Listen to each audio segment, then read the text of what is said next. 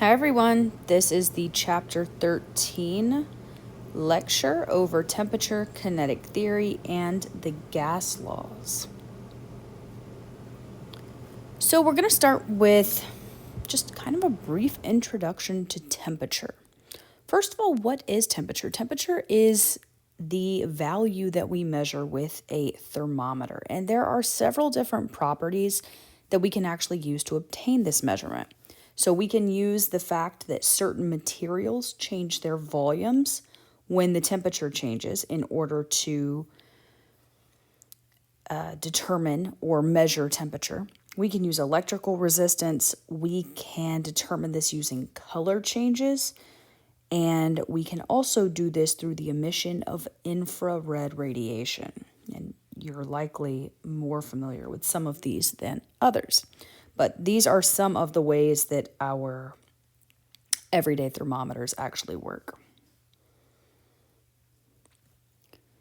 The units for temperature that we are accustomed to using here in the US are Fahrenheit, units of Fahrenheit, whereas the remainder of the world uses Celsius. So these are the big two scales that you are probably most familiar with. On the Fahrenheit scale, your freezing point is 32 degrees Fahrenheit and the boiling point is 212, whereas on the Celsius scale, it is a freezing point of 0 and a boiling point of 100 degrees Celsius. So knowing how to convert between these two is definitely important, and those of you who come from other countries or have traveled regularly to other countries, have family members in other countries, you probably have a shortcut method for doing this, and that will be a great way of checking against this formula. So this is the formula for actually converting between Fahrenheit and Celsius. So if you are given Celsius and you need Fahrenheit, you would plug in your Celsius temperature where it says TC. And then if you were given Fahrenheit but needed Celsius, then you would plug your value in for TF and so forth.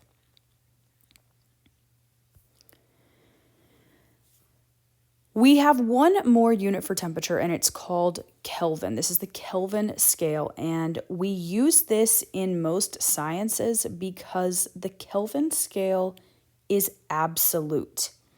We say it's absolute because it starts at 0 Kelvin, that's the lowest possible temperature, and it simply goes up from there, theoretically, to infinity.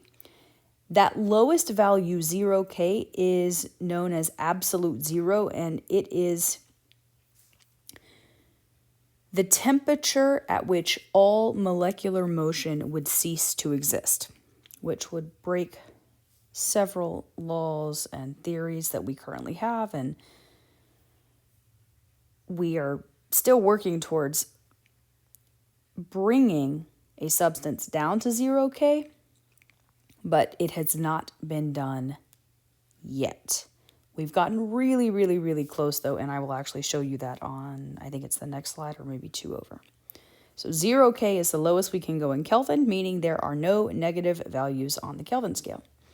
Now, how do you convert between Celsius and Kelvin? This one is much less complicated than the Fahrenheit to Celsius or Celsius to Fahrenheit equation.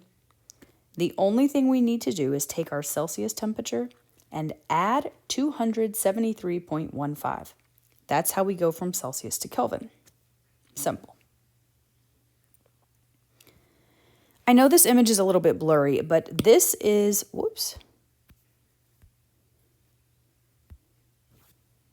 this is a temperature scale of the lowest achieved temperature, so the closest we've ever come to absolute zero, which is 10 to the negative 10 Kelvin. That's pretty small, 0.0, there's 0.9 zeros, and then a 1. And this goes all the way to the largest measured temperature, which is 10 to the positive 12, which is huge.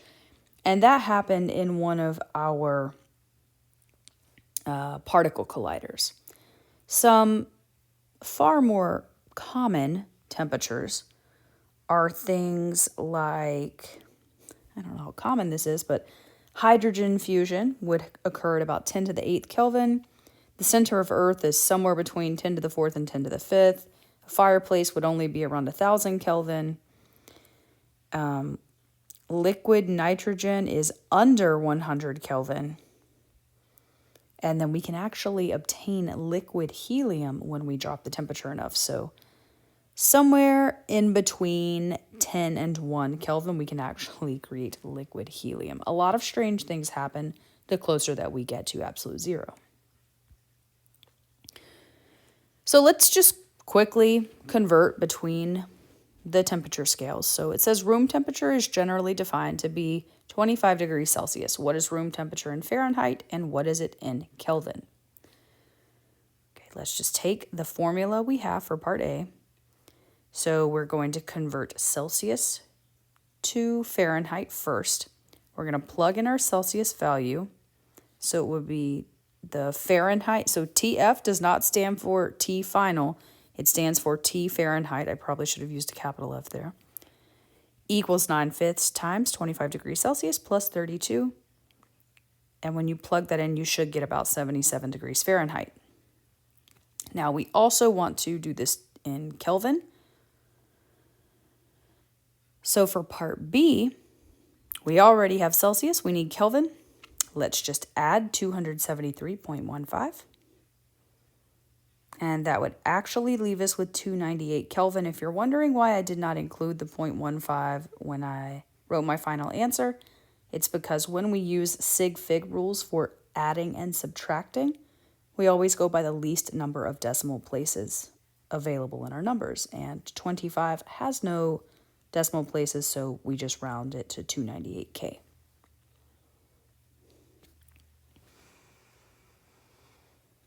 We have also defined what is referred to as standard temperature and pressure, and it is abbreviated as STP. So the standard temperature is 273 Kelvin, or 0 Celsius, or we could also say whatever that temperature is in Fahrenheit, though you're not going to find that in any scientific text. And the pressure, the standard pressure, is 1 atmosphere, and that includes any of the equivalents of 1 atmosphere as well. So your 14.7 psi, or the value for 101.3 kPa, etc. Those would all be standard pressures as well. So the units themselves could change, but generally you're going to see it as 273 Kelvin and 1 atmosphere.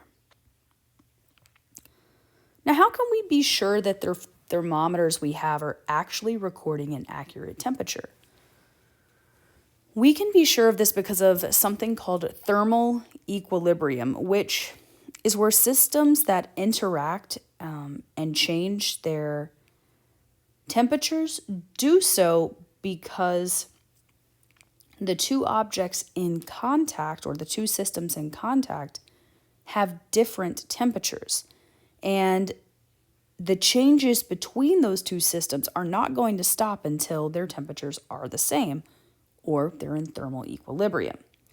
So, for example, if I have just taken something out of the oven and I place it onto the stove, the heat from the metal pan will flow out of the pan and into its surroundings. So anything it's touching, the heat's going to flow into. If we moved the pan, we would notice that each of those surfaces would be just a little bit warmer, or perhaps extremely warm.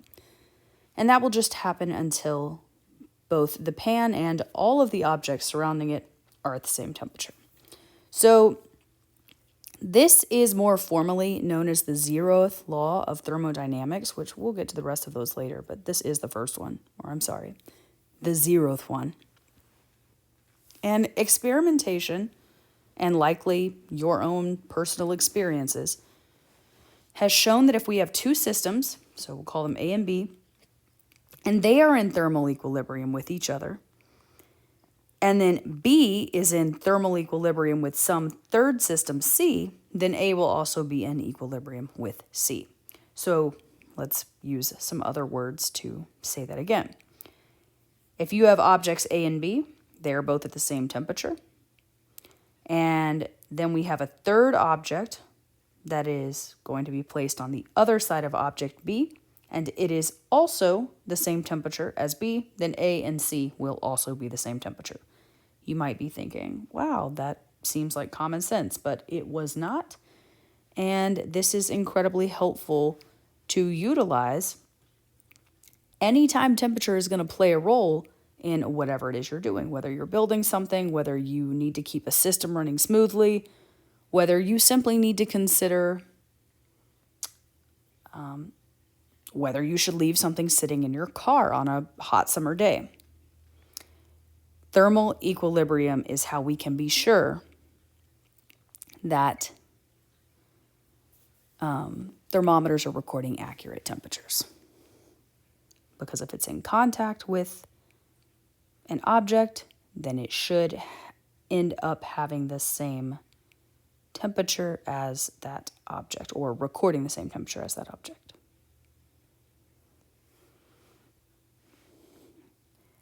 Materials will also expand and contract depending on temperature, and you might have actually noticed this yourself.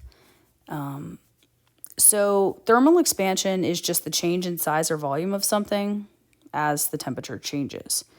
And obviously it's related to temperature change, but this is also dependent on the type of material we're working with. Some expand quite a bit or contract quite a bit, and others are fairly resistant to changes in temperature.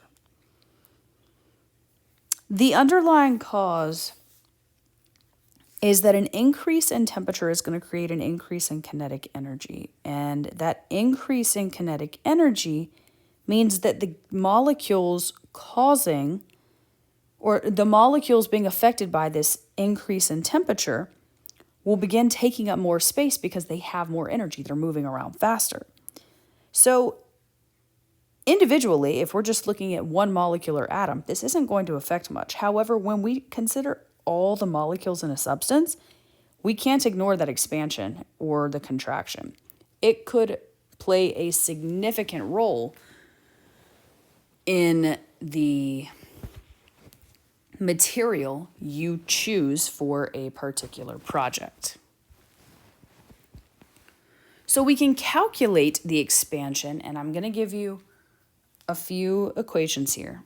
So this first equation tells us how we would calculate thermal expansion in one dimension. So think about finding the expansion of something like a rod. So something that is linear. And it's delta L, or the change in length, equals alpha, which is a coefficient, and we get that from a table. I will show you all the table in a moment. Multiplied by L, which is the original length, times that change in temperature. If we need to calculate this for an object of 2 dimensions, it will change slightly, and now we will need to look at the change in area as opposed to the change in just length. And if it's 3 dimensions, we will now look at the change in volume instead of the change in area or length. And these alpha and beta symbols you see, those are all constants that can be gotten from a table. Here is the aforementioned table. You see your materials listed on the left. In the middle, we have alpha values, and on the right, beta values. I hope you notice that there are only alpha values for solids, and that's because the coefficient for linear expansion, alpha, only refers to solids because those are the things that will only expand linearly. Liquids and gases are going to have volume expansion, or perhaps, no, they will have volume expansion. Yes. So you would be given this table. You do not need to memorize any of these values.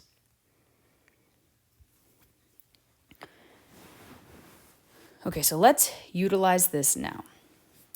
Suppose your 60-liter steel gasoline tank is full of gas. So both the tank and the gasoline are at a temperature of 15 degrees Celsius. How much gasoline would have spilled over by the time this warms up to about 35 degrees Celsius? Okay, so we're looking at a gasoline tank, which is a solid, and it's a container, it would have some area, and a gas, which would also expand in some way. So how are we going to solve this?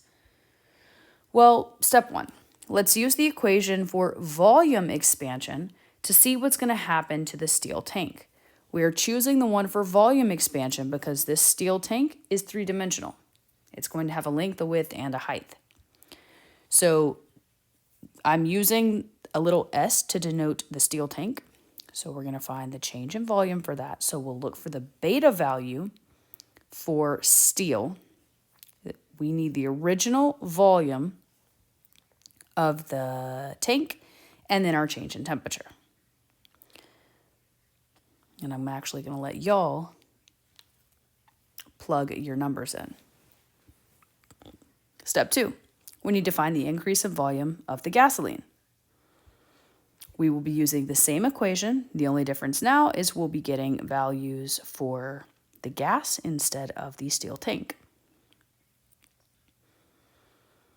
And to find the amount that would be spilled, we're going to have to look at the difference in volumes. So we would take the amount of gas, the volume of gas that changed, minus the volume of the steel tank, and that would give us the volume of gasoline that would spill over. If you calculate this correctly, so y'all are going to try this one on your own, you should find that the answer is 1.10 liters. So try this, see if you get it right, and if you are not able to figure out how to get to this, please send me an email so that I can try to further help. And then you'll get those coefficients from the table I just showed. If gasoline or steel is not on there, there is a much larger table in the book and you can refer to that. So we also, thermal expansion can cause thermal stress. And this stress is the result of some material expanding and contracting over and over again, over the course of hours, days, weeks, months, years, whatever it may be. Sometimes this is helpful, but oftentimes this ends up being quite destructive because it creates a lot of additional forces and pressures on a system, and that's where we have parts that will fail, things that need to be replaced, etc. Some examples that you're likely extremely familiar with, maybe you just didn't know they were caused by thermal stress, is how pavement will expand in heat, and then it might crack or buckle because it gets weaker over time as it undergoes these changes. Maybe you've seen cracks in the walls of your home expanding or contracting with the temperature. You might notice power lines sagging on a really hot day. You might have seen glass cookware cracking. You definitely probably have not seen a nuclear reactor cooling too rapidly, and we wouldn't want to because it would cause parts of the system to fail. Biological cells can rupture, or sea levels are rising. There are a multitude of examples out there. These are just a few.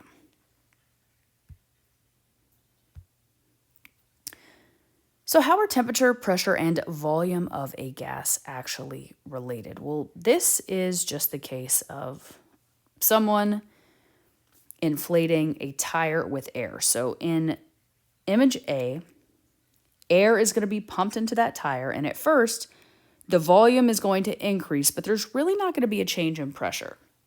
Then at some point, we're going to see the tire walls they'll expand outward, but then they'll stop, and they're going to resist any further expansion. And that's when we're going to see the pressure start to increase when the volume has stopped changing. And then once the tire is inflated, the pressure is now going to increase as the temperature changes. So on a hot day, your tire pressure is going to be a little bit more than on a cool day. And this is also why if you've ever gotten into your car on a cold morning and your tire pressure light came on, you might not actually have low tire pressure, but the cold temperatures have tricked your car into believing this for now. As you begin driving, oftentimes the friction from the road will cause the tires to warm up and the light will go off.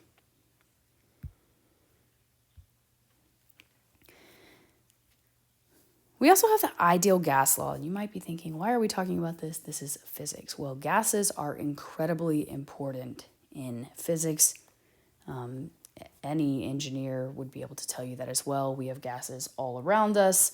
So whether we're just talking about air or nitrogen gas or something a little bit more specific like helium, it is important to understand how they behave and how to do calculations with them when they are behaving as an ideal gas. So this is one of the ways the ideal gas law is written in physics. We have PV equals NKT, not PV equals nRT like they do in chemistry. So P is going to be the absolute pressure of a gas, V is volume, N is the number of atoms and molecules, not the number of moles. T is our absolute temperature, so the temperature in Kelvin, and then K is the Boltzmann constant, so that is a value that would just be given to you. The ideal gas law is going to always work best at high temperatures and low pressures. And obviously, the less moles of the gas there are, the less atoms of a gas there are, the better this idealization of gases will work. But we really can say a gas behaves ideally at high temperatures and low pressures. Sometimes it is going to be convenient to work with other units. So you might have seen this before in a different class. If you haven't, I would like to introduce you to Avogadro's number. And this just tells us that 1 mole of any substance is going to contain 6.02 times 10 to the 23rd particles. And these particles could be atoms, molecules, ions, whatever we're talking about. So you might have to use this value to convert grams or moles into the number of atoms or particles that are present. And just as a fun fact, the mole is an extremely large number. And if you want to know how large a mole is, if we took 1 mole of table tennis balls, so little ping pong balls, they would cover the Earth to a depth of about 40 kilometers, which is far, far taller than Mount Everest. And that would be considered a mole of ping pong balls or table tennis balls. So it is a massive number, and it really only makes sense to use when we're talking about things that are tiny, like atoms and molecules. Now, since I have mentioned Avogadro's number, I'm going to restate the ideal gas law using moles. And this is one that you have probably seen before. PV equals nRT. So now we have replaced K, Boltzmann's constant, with the R value. Those will be given to you as well. There are 2 R values given to you. Notice that your units are different. One has calories and the other has atmospheres. So we would have to pay attention to units to determine what you need to use. And the most common value y'all will probably be using here is the one directly in the middle of the page. It's 13.38. It says 8.31 joules per mole Kelvin, and that's going to be one of the more common R values because we'll work with joules quite often. And then we have a lowercase n instead of a capital N, and that lowercase n just stands for the number of moles instead of the number of molecules. Okay, so let's use this. How many moles of gas are in a bike tire with a volume of 2.00 times 10 to the negative third meters cubed? And this is also 2 liters. A pressure of 7 times 10 to the 5th pascals and a temperature of 18 C. Okay, let's do this. Here's the information you have been given. Notice I have converted temperature to Kelvin. You must always convert temperature to Kelvin when we are working with something like the ideal gas law. So, ideal gas law, you must convert this to Kelvin, the temperature to Kelvin. You're also going to be using the R value 8.31 joules per mole Kelvin. Why? Because this is going to be most consistent with the units that we have. Temperature will be in Kelvin, We've been asked to find the number of moles, and then joules, again, is typically what you're going to be using here. So if you have pascals for pressure, you're going to be using the R value that involves joules. So I've rearranged PV equals nRT to say N equals PV divided by RT. I'm going to plug in my values and solve. So this bike tire would contain 0.579 moles of gas. And that is all you would do for this. So I mentioned earlier that gases behave most ideally at high temperatures and low pressures. Well, when a gas is behaving ideally, we can describe it using the kinetic molecular theory. And there are technically 6 postulates to this, or 6 parts. And I've got them all listed here. Please don't be overwhelmed just by reading this. But the first just tells us that gases are going to be composed of a large number of particles, and those particles will behave like hard spherical objects that are constantly moving around in random motion. We say that these particles will move in a straight line until they collide with one another or with the walls of the container, and that these particles are much, much smaller than the distance between them. So honestly, most of the volume of a gas is just empty space. Gas molecules are not attracted to one another because there's no force of attraction between them, and they're also not attracted to the walls of their container, so this is also why they can move in constant random motion. And then we say that collisions between the gas particles or collisions with the walls of the container are going to be perfectly elastic. So none of the energy will be lost when those particles collide together or with the walls of the container.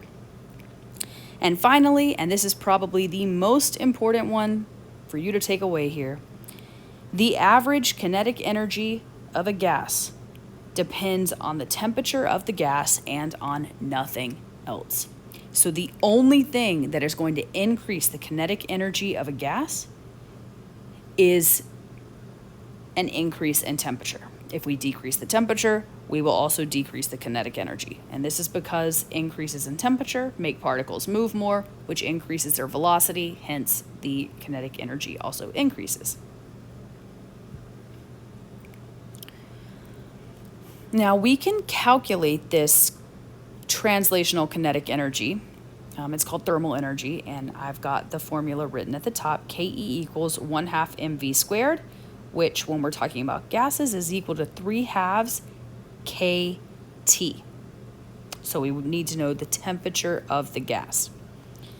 And then we also can find the speed of a gas by solving. So we kind of take these, combine them, and we can solve for the velocity, and this is VRMS, which means the root mean square speed or velocity, and it's equal to the square root of 3 kT divided by m, and k is Boltzmann's constant, so you would just get that from a table or your equation sheet. So, oh no, you can already see an answer. I am so sorry. So what is the average kinetic energy of a gas molecule at 20 degrees Celsius? And then part B, find the RMS speed of a nitrogen molecule at this temperature. So we need the average kinetic energy of a gas molecule at 20 degrees C. Average kinetic energy. Okay, here's the formula we're going to use. The only thing we need to know is the temperature, and we do know the temperature, so let's just take our information. Go ahead and convert temperature to Kelvin. Anytime you're working with a gas, let's just convert that temperature to Kelvin and plug it in. So you have 3/2, the K value, and then temperature, and it equals 6.07 times 10 to the negative 21 joules. Not a lot of kinetic energy. Well, it's just a small value. All right, and then part B, find the RMS speed of a nitrogen molecule at that temperature. Okay, so RMS speed, here is our formula. We need the K value, which we already have, the temperature, and we need the mass. Well, they told us that we're working with a nitrogen molecule. So we can find the mass. We know one nitrogen, this is from the periodic table, is 14.0 grams per mole. I need to go ahead and convert that to kilograms per mole, so it'd be 0.014. And since nitrogen is N2, I'm just going to multiply that by 2. So 0.028 kilograms per mole. I can take that, and I can then determine how many kilograms there are in a mole of the substance. Well, I'm sorry, in 6.02 times 10 to the 23rd molecules, and it will be 4.65 times 10 to the negative 26 kilograms. So now we take this information and we're just going to plug it in. The square root of 3 times the K value times the temperature divided by this kilogram value we just determined. And you'll find that the speed is about 511 meters per second. And that's pretty fast.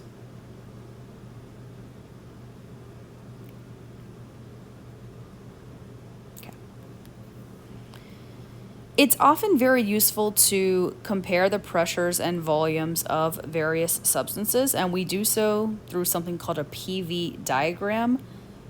These get used all the time in thermodynamics and in a lot of engineering practices. It's helpful to know what will happen to a substance if we increase the pressure, decrease the pressure, increase or decrease the volume, etc. So PV diagrams are very useful for understanding what will happen to a particular substance as the pressure and volume change. It's a little bit overwhelming to read this, so we're going to focus more on a phase diagram. The phase diagram is going to be given for one substance at a time, whereas the last one, the last one was given for, well, it doesn't indicate what it was given for, so we don't need to worry about this. Nope. Okay, so this is the phase diagram for water, and there are two very important parts. We see the triple point and the critical point, both labeled on the graph. So the triple point is where the pressure and temperature, or it's the pressure and temperature at which a substance exists in equilibrium as a solid, liquid, and gas simultaneously. Don't try to make sense of it. It's a thing that happens. The critical point is the temperature above which the liquid form of this substance cannot exist, so it's going to be a vapor. The S, the L, and the V that you see on this table stands for solid, liquid, and vapor or gas, though technically those aren't the same thing. So we would see that, for example, at 100 degrees Celsius, we're going to be a vapor. Water is going to be a vapor unless we increase the pressure above 1 or above atmospheric pressure.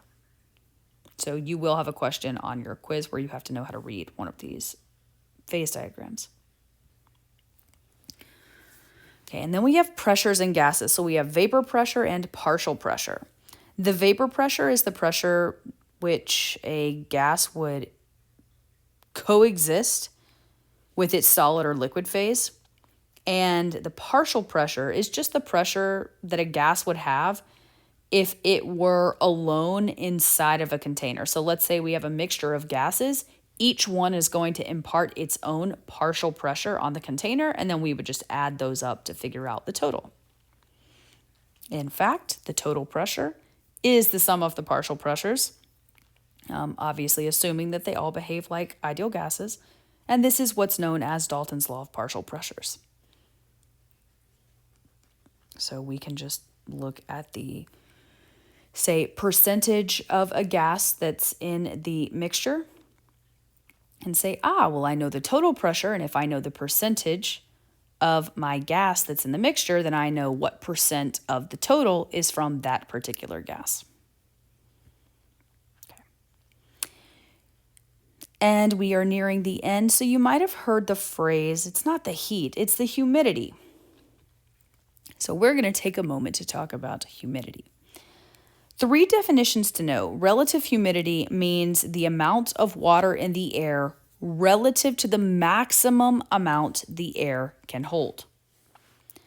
Saturation is when we have 100% relative humidity, so the air cannot hold any more water. And the dew point is the temperature at which the relative humidity is 100%.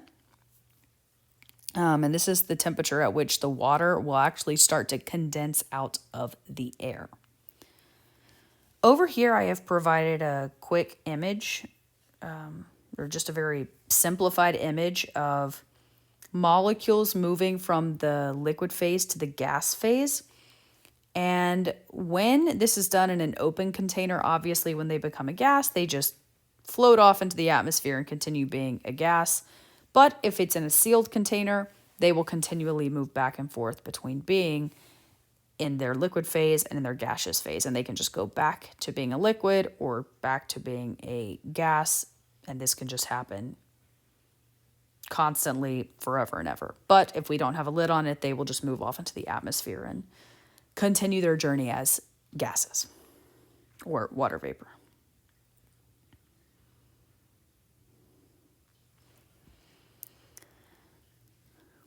Percent relative humidity does have a formula, and it is the vapor density divided by the saturation vapor density. And we can use a table to get some of this information, and then some of it will have to come from the problem, which we will work on, so don't worry.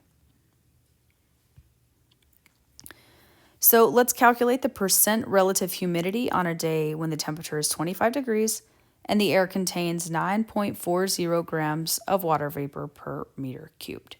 And then figure out at what temperature will this air reach 100% relative humidity.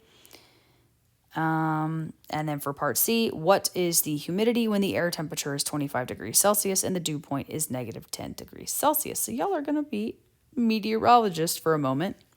Part A, calculate the relative humidity. Okay, well, we have a formula for that. It's right here. We know that this is occurring at 25 degrees Celsius and that the air contains 9.40 grams of water vapor. So we are going to plug in what we know. So the 9.4 grams is per meter cubed is our vapor density. And I knew that this had a saturation vapor density of 23.0 grams per meter cubed by referring to the table that's in the textbook. So there is a table that allows us to look at this. So please have that. Please refer back to that so you can see where that 23 came from. And it's in the last section of chapter 13. So check through there to find the table. When you do this math, you'll find that it equals about 40.9%. Okay. Oh, here's the table. Well, here's part of the table. The rest of it is in the textbook. But you can see down here at the bottom of the table, it says 25 degrees Celsius, and I found my saturation vapor density at 23. Okay. So for part B, you use that table to find what temperature the air would contain, at what temperature the air would contain 9.4 grams of water vapor. So if we take a look at it again, 9.40 grams of water vapor, I found that by 10 degrees Celsius. So that's how I knew that my answer to part B was 10 degrees Celsius. And for the humidity when the air temperature is 25 degrees Celsius and dew point is negative 10. This time, again, we're still at 25 degrees Celsius, so my bottom value has not changed. But since we are now at a dew point of negative 10, I needed to look at the information related to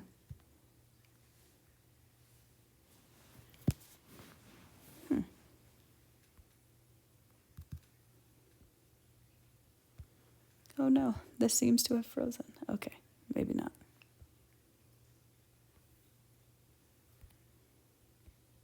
We're very close to the end, so let me see if I can get this to work. Percent relative humidity, and then, oh, that was the last slide, I believe. Oh, well, that's why.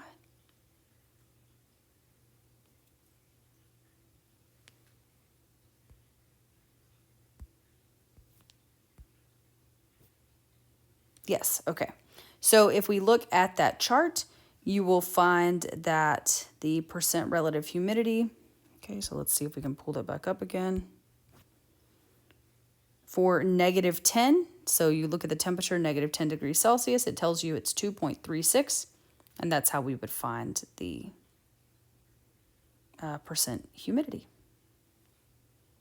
Okay, there's that, there's that, there's this. And I think these are all the same. All right, that is the end of chapter 13. Please reach out to me with any questions, and good luck on your quiz.